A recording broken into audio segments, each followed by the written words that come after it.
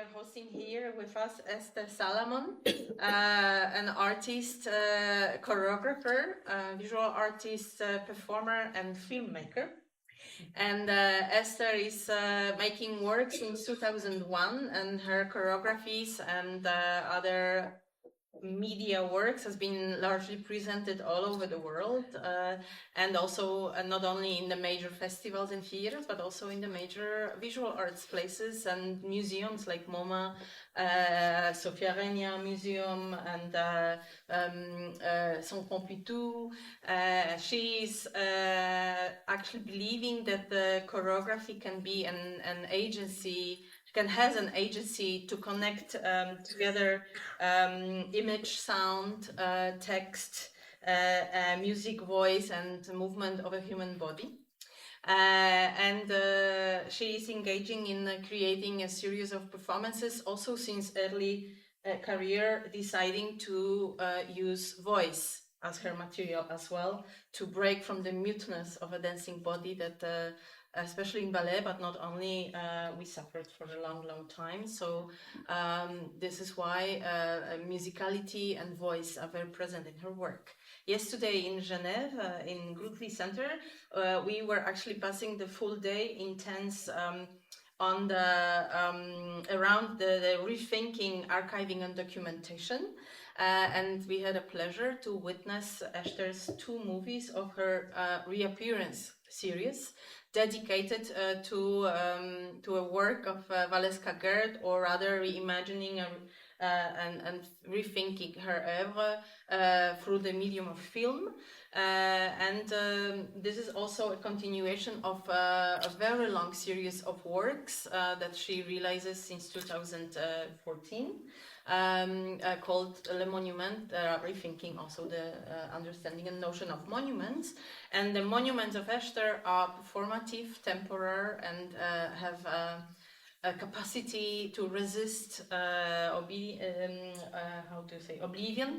and repair, activate memories. So a very big ideas behind rethinking, and importance and relevance behind rethinking monuments. But here we are actually meeting, and thank you very much, Eszter, for this wonderful presentation of re-visitation, which is also part of Eszter's practice. She's now actually making a PhD, which is dedicated to choreography, an idea of choreography as a way of disseminating knowledge. And revisitations are part of the practices that you actually consider relevant for disseminating knowledge, and we would love to talk about that. But to start with, maybe we could ask you to share with us a little bit of a history of how you came to revisit your solo Dance for Nothing that has been created in 2010 and look slightly different than what we witnessed today. Could you? Thank you, Joanna. Yeah. Thank you for the invitation and for the introduction and being here, all of you. So this work actually, premiered in 2010. It was kind of a practice that I developed through several months, and I already presented actually the performance while I was doing it, like I was making it. So I presented it, I don't know, in New Delhi and in Mumbai and then in Singapore, like in places where I was invited to labs or presenting other works before actually I premiered the work, because it was a very long idea that I had in the end of 90s when I was a dancer in south of France. And I was pretty uncomfortable with the French contemporary dance scene back then. And I was dreaming about,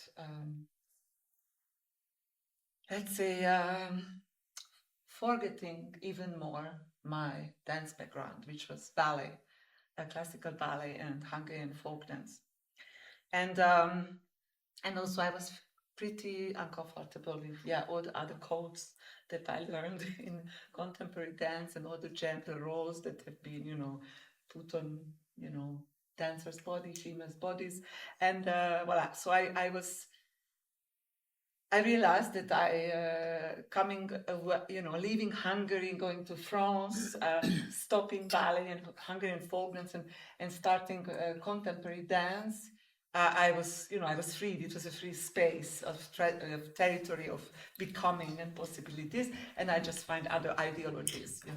So I thought, okay, how I can do something, and I was very inspired by a text by actually Samuel Beckett, Danse pour rien, that I read in French. Actually, I think he wrote it in French. And I thought, wow, this idea of how can I get away from style, from beautiful movement, from female body, normative expression, from all of those things that my body was filled with, So I started filming myself and trying to, find a dance for nothing. And then actually I saw that it was very far away from what I conceptually could imagine and what I was being able to do through improvisation. So I completely put aside this project. And 10 years later, after having done very different kinds of works as a choreographer and solo works and group works and working with voice and sound and also drum, documentary and fiction and everything, then I came back to this old idea of mine. And then I thought, well, maybe it was the moment I could get somewhere, nowhere, nothing, into the nothing. And so it was a kind of, I don't know, philosophical, conceptual, but also spiritual and personal questioning around movement and the message. And I was a bit annoyed by working a lot with silence in order to be able to create perceptions of the dancing body and not to color it with music. Because when I see music and movement, actually I only see music and not movement. So that's why for a very long time I didn't use music at all, only voice. But I thought, again, silence. And then I came upon this lecture by Cage. And then I thought, wow, this might be maybe a music that I can do because I can speak. And it's a music that is done with language. And then I chose it for that reason first. So the idea and the practice was kind of there already before this lecture came in the picture. And then I decided, how to create a bit of schizophrenic experience for myself and maybe for also the future audiences, which was to kind of create a space of time where the different perceptual modes need to be organized in terms of desire or in terms of interest or in terms of also understand language. I can do this in English or French. I'm not doing it on other languages. So also, of course, it's dependent on who is coming with what kind of language background, and then suddenly it's a music or maybe more a text. Or if people come from sound or music background, then it's an oeuvre. And for many others, maybe it isn't. So this was the motivation, for making this work. And then I have presented it for some years, and then I was busy with many other projects, and I was, I couldn't, I don't know, keep up with performing it. Yeah. But can you tell us a little bit more about how this piece looked then, and what are the differences now, and how did you arrive to this moment? It was, I wanted to make a lecture. It was lecture on nothing. So I thought I take this idea of lecture format, and then the audience was on the four side, sitting on the chairs and cushions like now, but really on the four side. And I was using a much bigger space, like 10 by 10 space where I was, circulating and moving all the time. always addressing the persons. So it was a desire also to create this different address where, each person, each individual I can talk to and I can see or look at the same time, listening to the text, at the same time improvising on certain, on the basis of certain score that I defined with different ways of producing strategies to produce movement, a lot based on repetition, modulation, or whatever movements, or yes. So it was a kind of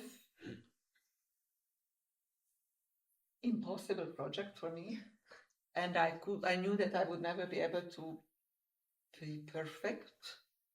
That I need to work always constantly with my cognitive possibilities, physical possibilities, breath, presence,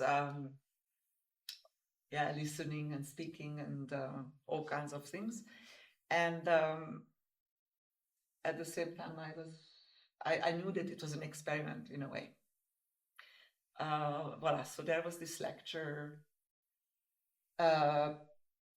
format, but I used a head mic, and I was, let's say, more spatial, and this version is a bit different. It's more like a lecture, and it's more like maybe a vocal performance, but I kept somehow the basic ideas, or the score behind is just, it actualizes itself in a different range of spatial deployment, or Since we are here in a frame of a project dedicated to conservation of performance, questioning its possibilities and strategies, we very often talk about reenactments, restagings, sometimes reactivations. But here we have actually already also explicit in a title, re-visitation. I wanted to ask you, how do you find, and why? What are the reasons behind relevance you find in revisiting your previous works? And how do you see the differences? And what is your stance towards reenactments, reconstructions? And why do you insist on using the revisitation scheme and strategies rather? Okay, I have probably different relationship to this idea of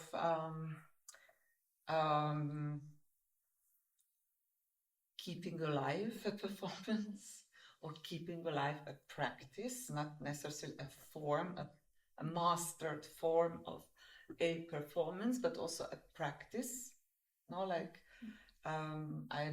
Yesterday we were talking briefly about 3OA by Yvonne Rainer, how I remember when I read that, it was also something she wanted to do till the end of her life. So how you grow with something, how you, of course, in dance, we have the normative idea of age, getting older, different capabilities of the body. So how you can go with something, a practice. So in this project, I would say it's more close to that idea that one can grow older, or one can develop life with a practice and continue practice, and maybe even to bring it a little bit in another direction, instead of just keeping a piece, a closed entity, a well-defined and I don't know. So I try to keep it very open, as I use this kind of open structure composition in Empathy, maybe with John Cage. Of course, today, I have myself some questions. I don't take this text as the Bible. Sometimes I make mistakes. I slowed it down. Even the original one is even faster. So I didn't treat it as I'm not a fetishist, and it's not a sacred thing. We still need to have pay some rights, when we present it for maybe the John Cage Foundation, but it's not. Yeah, I use it. You see, it's a material I use. Even I transformed a little bit the translations. So today, I mean, it's a question that has so many layers, because it's a friend of mine, curator Tom Engels. Actually, I met him in 2010. I was touring this work. He was a student in Brussels. He came to see the show in Valenciennes. We met and we became good friends, and we worked together. And now he's artistic director of Grazer Kunstverein. And he was telling me, Esther, I would love to show you. Please take it back. And I thought, oh, it's too much work. I'm not in the practice anymore. It's a practice of the past. And then he was keeping that, telling me. So I have to say there was also a bit of solicitation of a friend who do my work, and who is a dramaturg before, and now is a curator and institutional director, more with the visual arts, but also very related to performing arts. So it is because, of course, this text, on one hand side, saying I'm here and I have nothing to say, can be very problematic today. So maybe it's also important to hear maybe the full lecture also when there is some thoughts about, when the war came, I started using soft sounds and etc. etc. So because I think today the problem is that maybe we have nothing to say, or collectively we have nothing to say, unfortunately, or we can say little. So in that sounds like political ramification or resonance of such a statement, I think in 49 was very different than today. So of course one needs to a little bit recontextualize, or why not to debate about it today, like what is. So I use it also as a music, and it's not to hide behind, but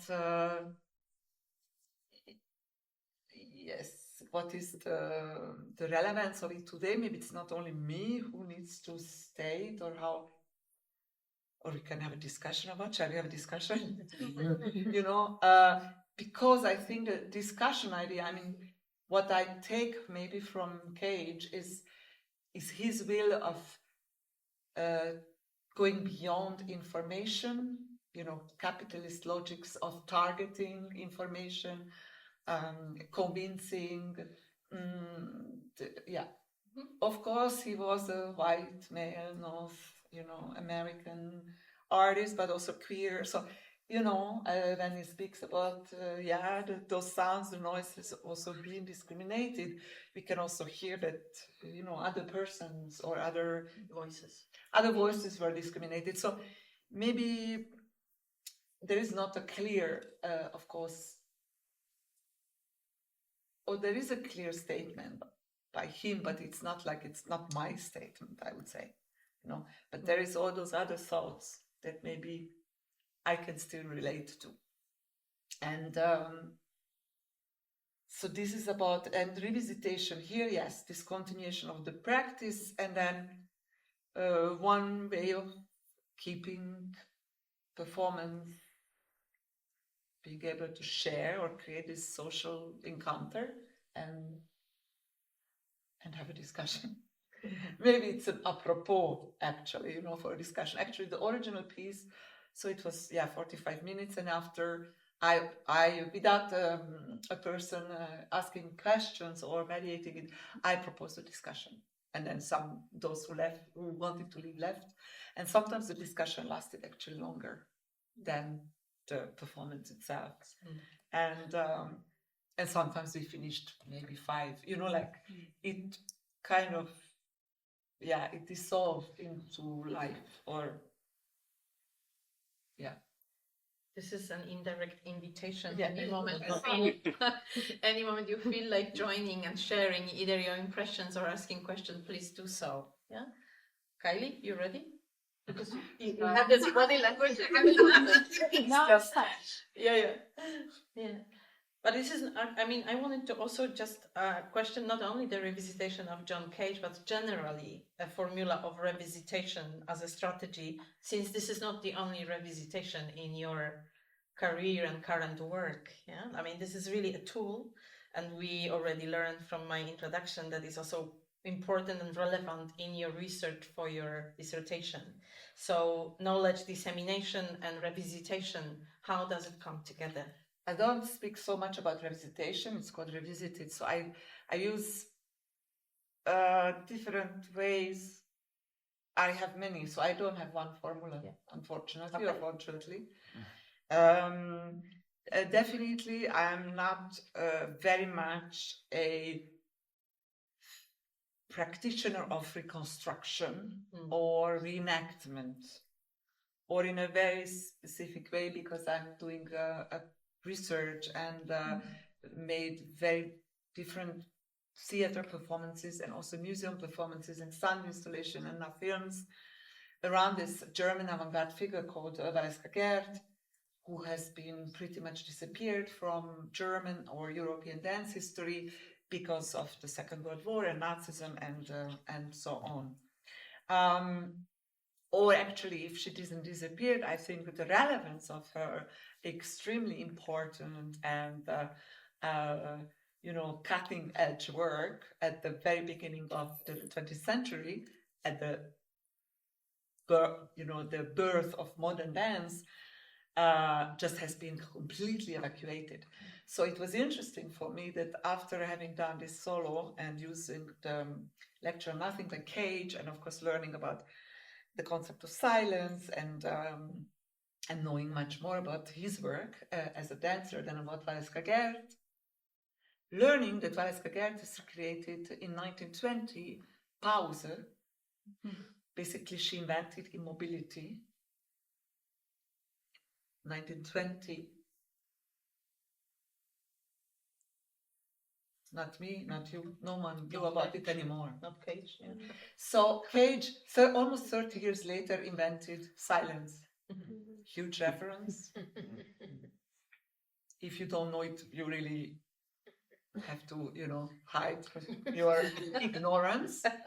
And we are very comfortable by ignoring not only that fact, but, and that's, I used to say, yes, that exactly what, remains in the fishnet of history, and how much artists, curators, teachers, dramaturgs, journalists, historians, we all are part of this fishnetting or business of memory. Choosing, yeah. And then my idea is not necessarily to go back to the past and to retake something and to with this fetishism or with this idea of, which is for me, slightly problematic and colonial and probably patriarchal and European, to believe in the, in so much on the origin and authentic and how it has been, but rather about creating relations to history from the perspective today, and kind of for changing the future. And therefore I'm not so much busy with reenactment. I think it's great that other artists or practitioners are doing that.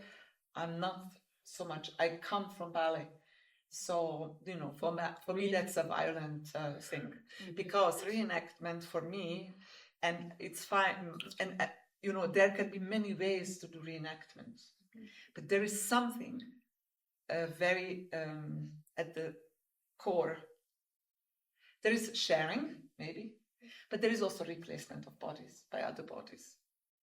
And that is for me very, very problematic. And so I try to question that. For example, I'm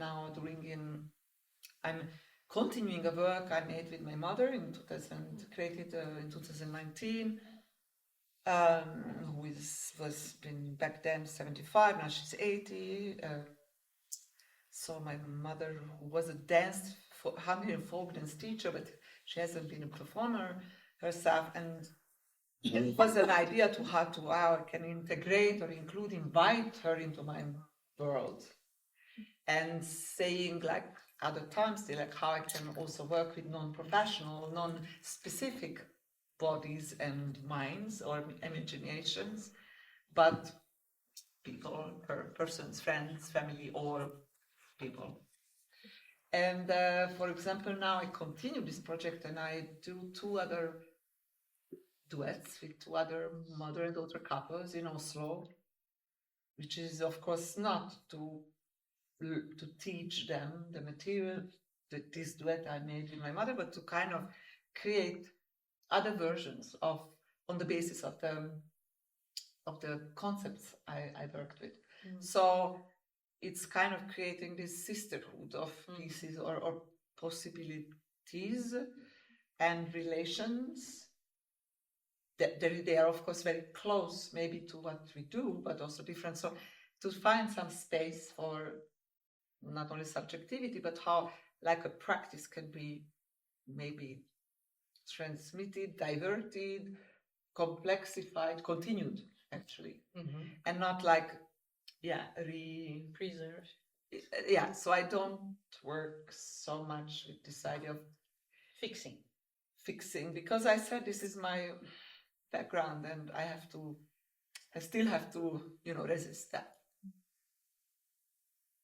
Are you ready with your questions? Would you like to share?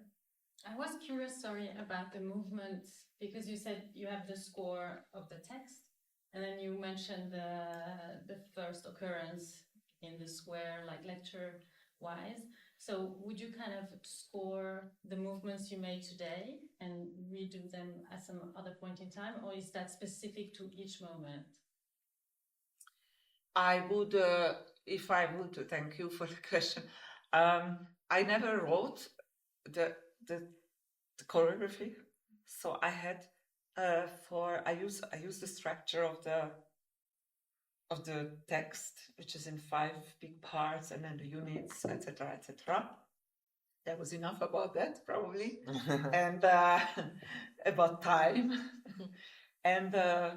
So I kind of use it, but in a free way. And then I had, and so it's a practice that made it. I find it. I remember that. Okay, I cross the space there, and then I go on the floor there, and by doing it before even, as I said, I performed it even before the premiere. So the repetition. So by doing it, I kind of created a meta structure for myself. And then, of course, as I use ideas of repetition, so then I work with almost the nothing. I mean, what I'm doing. So if I do this, then I try to become a virtuoso of of repetition and this working with this body scan and on modulation. I was also working with whatever movement that comes to me, and then how I needed to be able to repeat. So not just to improvise, but to be able to register them. So the text is, of course, much more scored, or the music is much more scored than it's scored by seconds, I would say, than my dancing. And if I do it very often, which I haven't done in the last 10 years, I would probably, there would be more resemblance of what I'm doing because of my memory, because of my body memory. But now I haven't done it. I mean, I have done in the last 6 months 3 times in English, and I haven't done this for almost 15 years in French. So it's different and of course similar, but because I can decide what I repeat or how many times I repeat or how I modulate, and then I decided just to use it much, more of the use space. And I don't know if it's an answer for you, but if I would like rehearse and do it every day for a month, maybe the last 3 days, it would be almost like maybe a very close variation of the performance. But since I'm not doing it, and that is not, the idea is not that, it's not occurring. But if it's occurring, it's also fine. It's also good. I didn't work with any no's.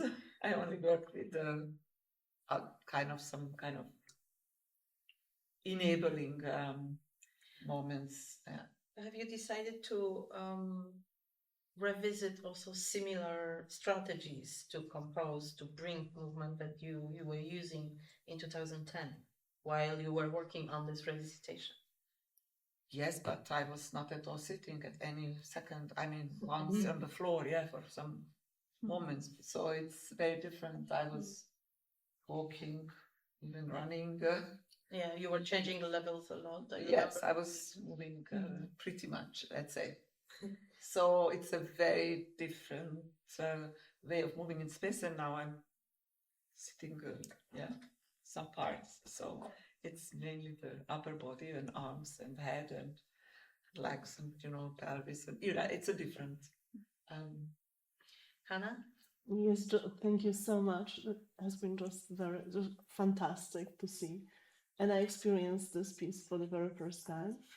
And to follow up on Joanna's question, Miko's question as well, to think this piece to the future.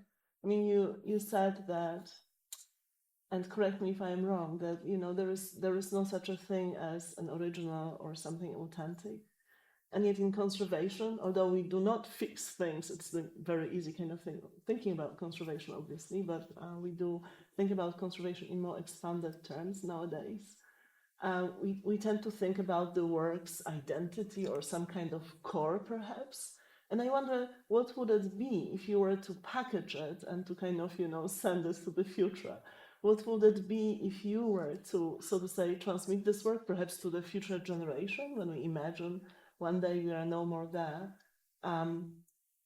Because it's fascinating for me, to think this works as changeable, but there is always this question, how do we recognize the piece as still the same, as not becoming something else, in a way, through all these iterations, revisitations, and...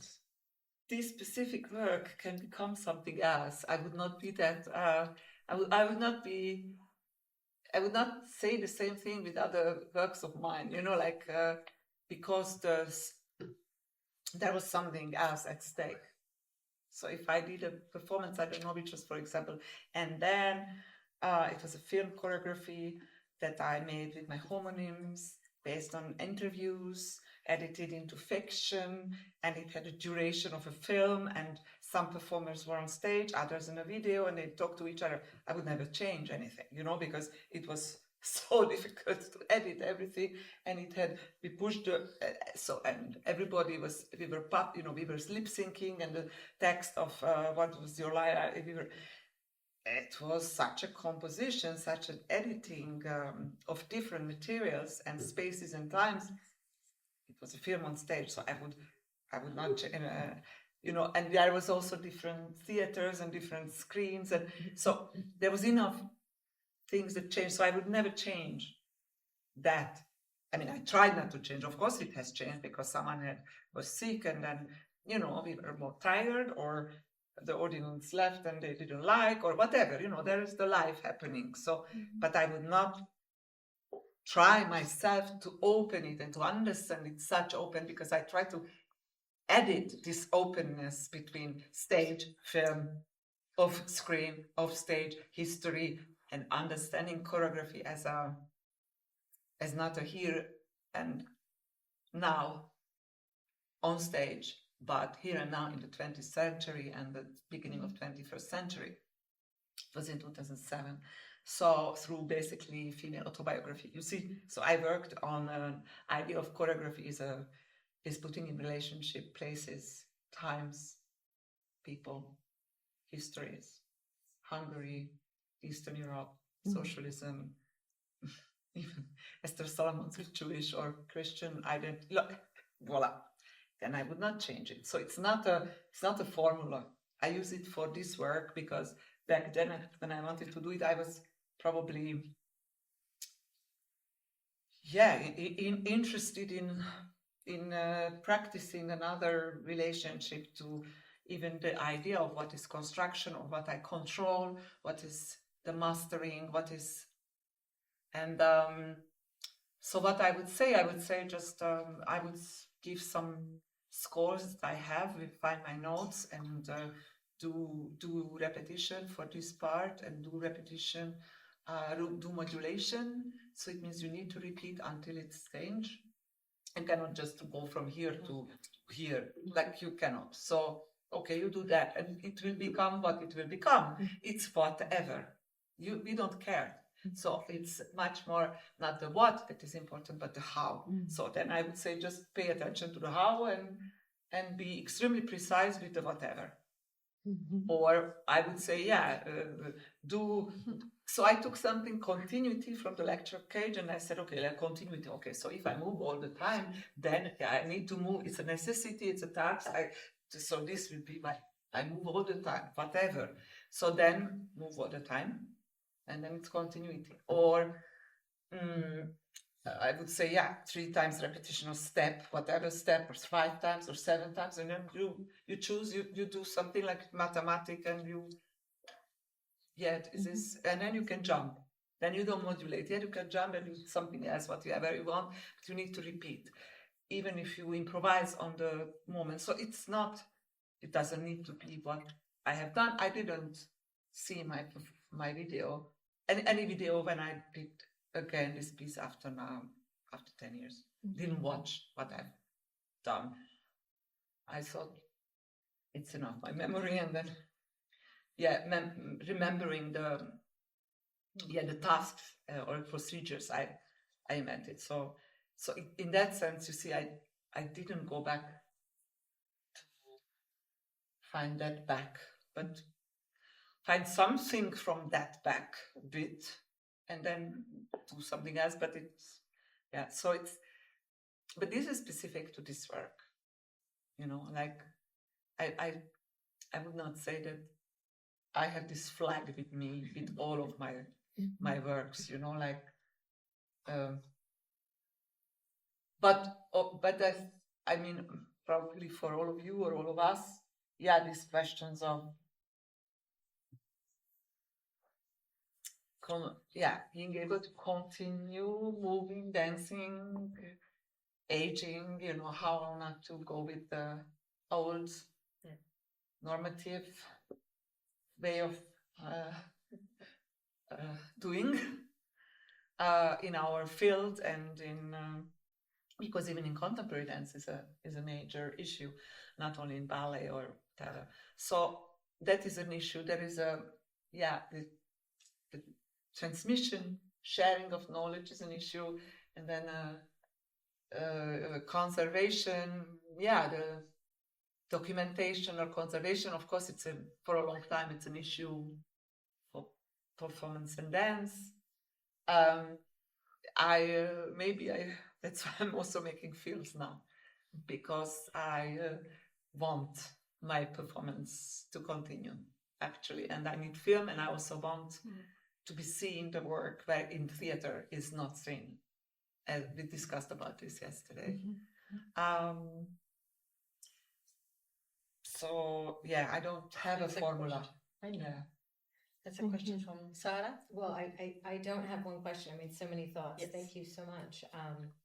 I don't want to prompt that we talk about this now, but I would be curious to know about the permissions from the John Cage Trust and how that process was. And then also you mentioned Yvonne Rainer, and then, we often forget that all of Judson Dance Theatre owes everything to John Cage, and we often think of Cunningham, but Cunningham owes everything to John Cage, and Trio A wouldn't have been possible if it wasn't for John Cage, because he gave permission that if everything can be music, if silence can be music, anything can be dance. And I think Yvonne Rainer really took that up. And she too, like you were describing, was trying to get away from the existentialism of performing and the female body. And then she also found it impossible, which is why she rewrote her manifesto. But then thinking about and watching you, it's this multitude, right? The impossibility of getting away, because what I'm seeing is well, the hoodie and the shoes bring me to like street culture in America, and then your movements are so eloquent, and it brings me to, you know, ballet or some kind of articulation through the body, and the rhythm of the French being so different from the kind of monotone delivery of John Cage. And so just to say the kind of the multitude of everything going on and what I'm seeing, and the kind of memories or thoughts, kind of impossibility of the neutral or the getting away. So yeah, those are just thoughts. So thank you. Just really lots to think about and take away. So, and I would be curious about the costume choice. Costume is my sweetest home as I travel in my life. This pullover is my home, and I performed it in a cold. It was in March, a very rainy day, an extremely cold day in Grazia Kunstverein, and I put it in, and I was with this woman. I was like this, and then I kept it, and I said, okay, it's again like the chance operation. Okay, that day I was like this. I keep it.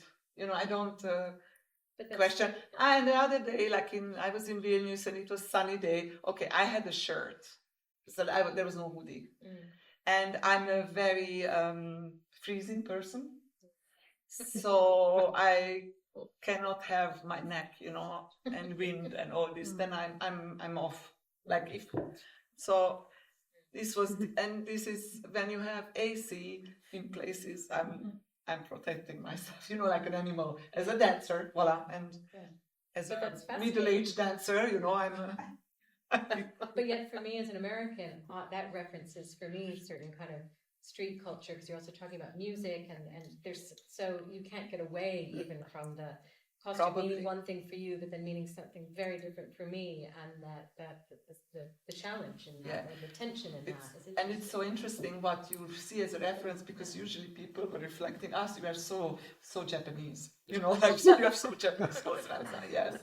So sure, I can see, of course, what you say. Yeah, it's not a criticism. Just yeah. I understand. And also, you know, being a woman, and you know, and the movements being eloquent and beautiful. I've seen this was performed, John Cage's lecture was performed once at the Art Institute of Chicago by Matthew Goolish, and he just sat at a table and read very monotone. I mean, half of us fell asleep and woke back up, and that just so incredibly different, and the kind of density of what you're presenting, and the multiplicity of it, and all the things in there. You're not stripping away. I almost feel you're bringing a lot more to it. These layers, Probably also, thank you for your, I mean, because I had the concept, I had the thing before even the lecture. So it's not like I find the lecture,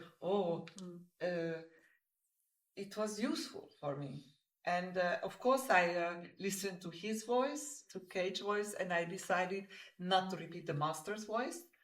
So I found one recording of Frances-Marie Uitti, this the American cellist, which I preferred, and then I did. And of course, when I performed, and then I have now my voice, I listen to my voice now, because it's a recording of my performing, and then, of course, there is a layer of transformation already. So you see, I've also wanted to get away from, of course, in the score, in the book, beautiful book called Silence, you know, all many texts by Cage, and saying like, yeah, it's rubato. Kind of everyday life speech, kind of slow, without accent, and fall asleep, which is great. But when you move, and when I didn't want to just be at the table and say the text, because this was not my project. Yeah, but that is very remarkable. Yeah, just to come back to the idea of revisitation, because I said myself that you've done some show in two parts, which is, and the two parts was the same, but not exactly the same. The performer change or something changed on the performance. And the previous show, you were doing again dance you have done in the past, like folklore, Hungarian dance and ballet, and it was a way to bring it in the present, but to think again and to transform in a new present, in a sense. And you've worked with all this series of monuments, and it's, in my opinion, more or less the same. That means it's the past is not the past if you accept to, and if you find a way to see it again as relevant material. I mean, with Vance Kagers, it's not patrimonial, it's now, and we as audience, we forget, and because we don't know what is original and what is not, and it's only something present. But it was the same, in my opinion, with pre-colonial or traditional dances. So this idea of revisitation and do again is part of your work in a sense.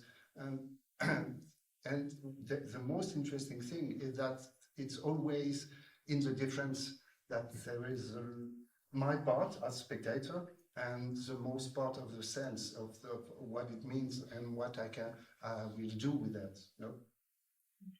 Yes, thank you, Erika. I mean, this idea of, since the beginning, I work as an artist with this idea of how not to present something that is completely closed and pre-cognitized already, or pre-mâché, for the audience, and how much to create a bridge. And I like in the text there, a method is a bridge on which everybody can go through sounds or noises.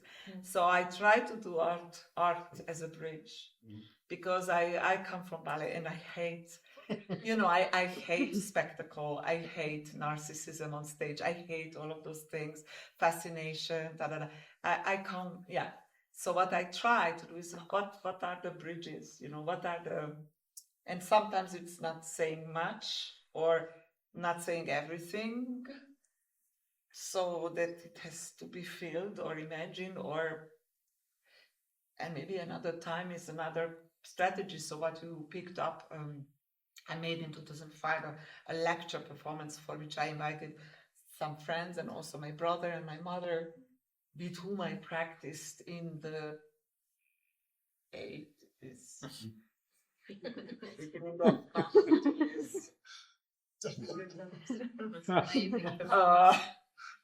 Folk dance in Hungary, and some of them like musicians, folk musicians, and my mother was a teacher and who was teaching me folk dance since I was 3. And it was actually an articulation of my artistic autobiography and the history of my body. So how I became also that body that I was back then in front of the people through ballet, and then through this practice of folk dances, which are both very codified, systems of moving and behaving and etc., in a different way, high art and low and popular culture. So I did this both, but it's very similar, ideologies. So of course, and we did these dances that I have, done back then, but also I learned a lot of new dances, which were male dances, which I always wanted to do in my life as a young person, but I couldn't because that was not something to be done. Voila, so you see it was not redoing. Of course, they were playing music and people were crying because it's beautiful, and my mom was there and people loved my mom, and it was this familiar kind of salon de musique, maybe. But it was actually to problematize in a kind of high art space what is popular culture, what is modernism, what is tradition, how each of you maybe in your life is dealing with that, or in your family, or in your even profession, about norms or tradition, and what it allows, what it doesn't allow, even dance. And I think dance can be, on one hand side, also very, exclusionary, very problematic and apolitical and misogynistic and etc., transphobe and racism. It's all there. So it's like it's not by absolute terms that it's always a place of and for everyone a space of emancipation. It can be or not. So these were the questions, you see. And then of course we danced, and I was dancing some stuff, but also new things that I've learned, and it was very sporty. But the idea was actually to be able to discuss about that past. That until then I kind of bashed, of course, but also no one was interested in, And I thought, oh, okay, let's try to think about, what are folk dances? They are regional dances. They are not nationalist dances. It's history of, nation states, how they came, how the nationalism, 2005. It was Hungary going into Europe, and today, of course, So it was many other layers. I tried to open a discussion about, or a thinking process for everyone who attended the performance, and not only talk about my story, but through my life experiences, to give that as a platform. To think. I think we need to finish because museum is closing. Okay. Although exactly, we would love to stay longer. I just wanted to share It's a pleasure. Yeah, Nothing is not a exactly. pleasure. And actually, on that note, I wanted also just to say that for me, this revisitation practice is carrying also with itself something very intimate, something very gentle and tender, because it's really coming back to visit a friend, a body I used to be, person I used to be, and it's actually a lot of care involved. I have a feeling of kind of invites this intimate relationship with the material and questioning what I want to take forward with me, what is already transformed, what I want to transform by the practice. And that also, hopefully, we will discuss next week when we are gonna discussing conservation as notion of care in Damp Central. But I wanted first to thank Pierre-Henri Foulon, that was our angel and guided us and welcomed us here, and Eleonora for all the help, and toute la musée and everybody here that so open-armedly welcomed us. It was a pleasure, and thank you very much for support. I hope it's just the beginning of the relationship, that we can kind of infiltrate the performance more. Thank you very much, Eszter. It was really a pleasure yesterday and today. Really admiring your work. We are very happy that we can also revisit your works and create this intimate relationship with your work as well, because I am following it from the beginning. I was seeing your mom dancing folk dances in my own theater, and you performing many of your works, so it's always an incredible also revisitation of myself seeing your work. So it's almost very interesting kind of practice that is offered. Yes, and maybe this is more actually valued in the visual arts also. Like in performance or dance, there's this idea of producing a new work, a new piece, to keep up with production, with the new. And we cannot stay is 20 years in Hulu period. Is it, it's so because of the art market, how it functions. And what if, shopping the new stuff, but what if things that all of us, or you artists, or even books or text you wrote, things from the past are relevant, or even more relevant for some reasons that what we are doing now, maybe because of many circumstances, and I think we are missing very much this cross-temporality, or being able to visit different epochs and different artists in different places, and to connect ourselves, or even works, like create so much more, maybe, and more complex relations. So I think we can also learn from. Let's learn them. Yeah. Thank you.